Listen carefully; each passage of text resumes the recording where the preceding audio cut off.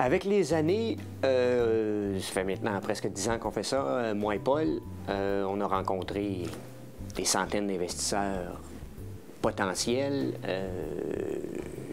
Les questions reviennent souvent, pourquoi on investirait chez vous? Il y a plein d'autres alternatives, que ce soit dans le côté fonds alternatifs ou fonds mutuels ou les FNB, les fameux ETF.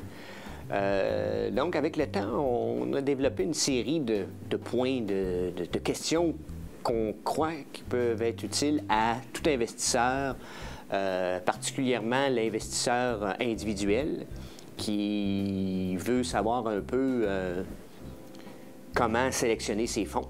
Alors, on est venu avec 7 questions, 7 points que n'importe quel investisseur pourrait demander, se demander et demander à son gestionnaire de portefeuille. La première question à se poser, c'est le gestionnaire de fonds.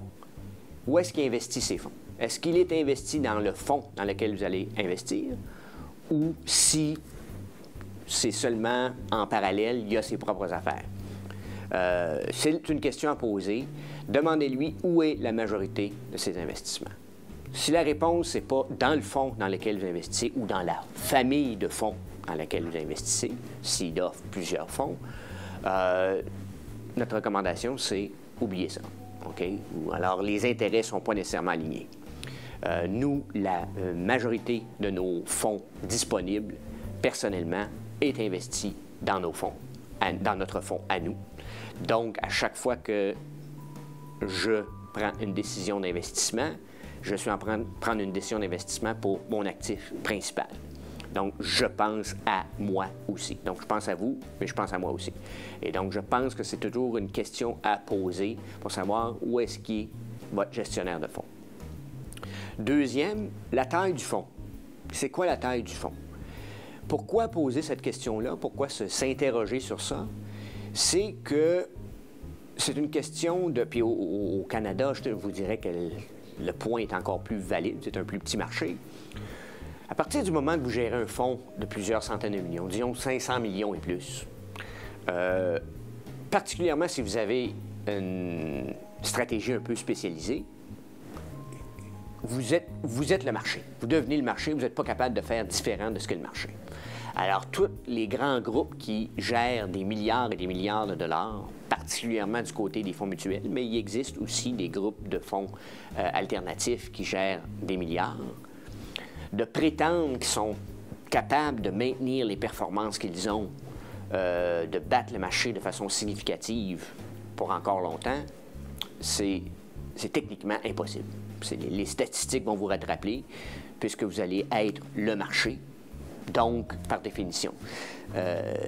Donc si vous voulez, si vous croyez qu'il y a une façon de battre le marché, vous devez investir avec des petits fonds. Okay? Ou en tout cas, vous augmentez statistiquement vos chances de battre le marché. Demandez à votre gestionnaire s'il croit que les marchés sont efficients.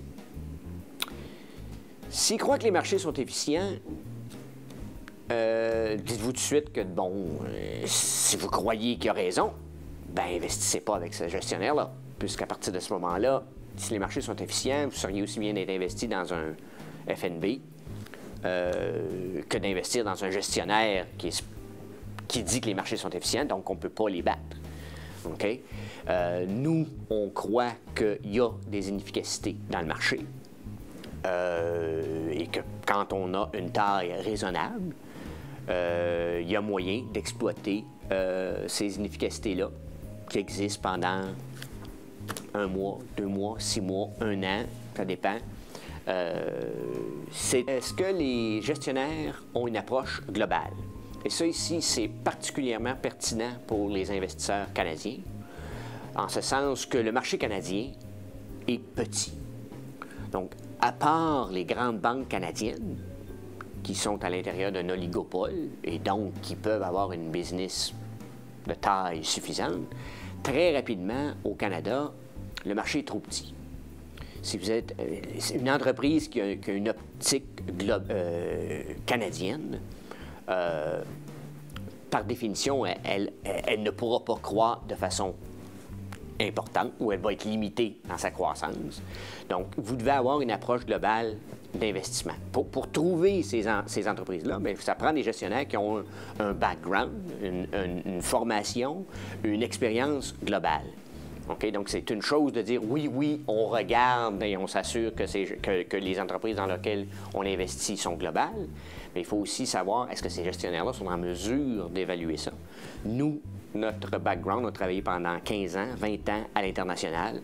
Et quand on dit à l'international, c'est pas, on n'est pas allé aux États-Unis, là. On est allé en Europe, en Asie, en Amérique latine, à de très nombreuses reprises. On a négocié des transactions, on a investi avec des partenaires locaux. Donc, on connaît comment ce milieu-là fonctionne et on est prêt à se mettre les mains dedans. 5e point, l'effet de levier, l'endettement. Là, c'est particulièrement pertinent si vous investissez dans les fonds alternatifs, comme nous. Est-ce que votre gestionnaire utilise l'effet de levier? S'il utilise l'effet de levier, soyez très prudent. Okay? Nous, on ne croit pas qu'il est nécessaire d'utiliser l'effet de levier. On croit que ça amène une volatilité inutile et dangereuse qui, dans les moments où les marchés sont plus fragiles, vont jouer contre vous. Okay? Nous, ce qu'on dit, c'est qu'en n'utilisant pas d'endettement, même quand le marché descend, on ne perd pas tout. Okay? On ne peut pas perdre tout. Nos actifs ne tomberont pas à zéro. Quelqu'un qui utilise l'endettement, si le marché tombe de 50 % puis vous êtes leveragé de 100 %, vous venez de perdre la totalité de votre investissement. L'approche sectorielle. Demandez à votre manager quels sont les secteurs qu'il suit particulièrement aujourd'hui. C'est un peu lié à ce qu'on avait parlé plus tôt sur les marchés efficients. Si vous croyez qu'il y a une certaine inefficacité dans les marchés, bien, ça veut dire que vous faites un certain travail, vous essayez de détecter quels sont les secteurs qui fonctionnent bien de ce temps-ci.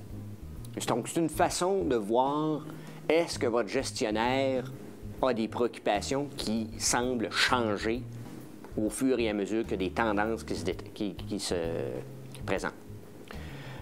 Nous, on a toujours fonctionné par secteur, en ce sens que on a investi à un moment donné dans l'uranium, à un autre moment donné dans le pétrole, à un autre moment donné, on était, là, actuellement, on est dans le secteur de la santé. Mais demain matin, dans un an, dans 6 mois, on pourrait être sorti complètement de ces secteurs-là et être dans des nouveaux secteurs. Poser des questions de ce côté-là pour savoir jusqu'à quel point il tente de savoir qu'est-ce qui se passe. En bon français, la performance historique. Et je pense que là-dessus, c'est important d'avoir au moins 5 ans d'historique. Nous, on est rendu à une dizaine d'années. Poser des questions sur l'historique. Regardez la performance du gestionnaire dans les marchés haussiers et baissiers. Parce que souvent, puis la plupart des gestionnaires vont vous fournir une performance mensuelle, donc vous avez l'historique à tous les mois. Donc, allez voir pour détecter des patterns ou des rendements qui sont finalement supportés par une courte période. Donc, vous allez avoir quelqu'un que ça fait 5 ans, 7 ans, 8 ans qui est en affaires. Et bon, les chiffres semblent bons au cumulé. Mais finalement, on se rend compte que si on exclut 2 ans, le reste du temps, ça ne vaut pas la peine. Okay? C'est juste que, pour une raison ou pour une autre, il y avait la bonne recette au bon moment, puis ils ne l'ont jamais retrouvée, la recette. Alors, nous, on croit avoir cette capacité-là de s'adapter.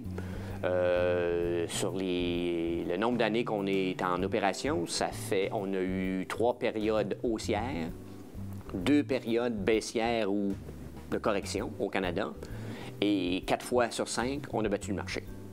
Alors, c'est le genre de choses qu'il faut détecter. C'est pas juste de regarder le chiffre absolu, c'est de dire après ça, OK, c'est-tu je cherche le terme en français, un one-off? C'est-tu un investissement? C'est-tu une petite période qui fait que tout le monde, que ça a l'air très beau, ou ça semble être quelque chose qui est plus consistant?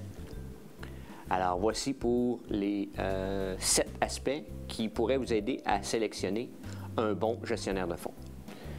On vous remercie. Si vous avez des questions, n'hésitez pas à nous contacter, que ce soit par courriel ou par téléphone. On est toujours disponible, moi et mon collègue Paul. Merci.